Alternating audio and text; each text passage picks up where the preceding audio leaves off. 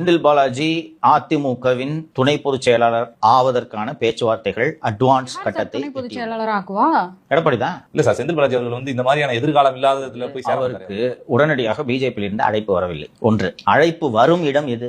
அதிமுக.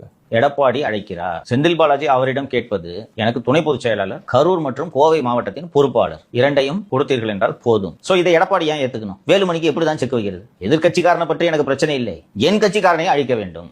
இதுதானே எடப்பாடி வேலுமணியின் அரசியல் எதிர்காலத்தை ஒழிக்க சரியான நபர் செந்தில் பாலாஜி என்று முடிவெடுத்து, அவரும் துணை பொதுச் செயலாளர் தானே முனுசாமி கேபிஎம் கூட போய் பக்கத்தில் உட்காரு என்று அவர்கள் முடிவெடுத்திருப்பதாக தகவல்கள் வந்திருக்கின்றன. இதற்கு யாருடனும் செந்தில் பாலாஜி நெருங்குவதில்லை என்று ஒரு செய்தி ஜூனியர் அதிலே வந்து நம்ம வந்திருந்துச்சு. நம்ம பேசணும். கொடுக்கல் வாங்கலில் பெரிய பிணக்கு ஏற்பட்டுள்ளது. 700 கோடியை கொடு என்று சபரீசன் கேட்க, நான் சம்பாதிச்சது எல்லாத்தையுமே கொண்டு வந்து உங்ககிட்ட தானே கொடுத்தேன், இருக்கிறதையும் கேட்டீங்கன்னா நான் என்ன செய்வது என்று கேட்க, உன்னிடம் இருப்பது எல்லாமே நாங்கள் போட்ட பிச்சை என்று மாப்பிள்ளை ஆணவமாக பேச, இதற்கு மேல் உங்களிடம் பேசுவதற்கு எதுவும் இல்லை என்று செந்தில் பாலாஜி வெளியேற, அதிலிருந்து இந்த விரிசல் பெரிதாகிவிட்டது. சோ இப்போது என்ன எதிர்காலம் என்ற அடிப்படையில் எடப்பாடி அழைப்பு விடுத்துக் கொண்டிருக்கிறார். அண்ணன் செந்தில் பாலாஜி இன்னும் எந்த முடிவும் எடுக்கவில்லை. ஆனால் நிச்சயம் திமுகவில் தொடரப்போவதில்லை என்பது மட்டும் உறுதியாக தெரிகிறது.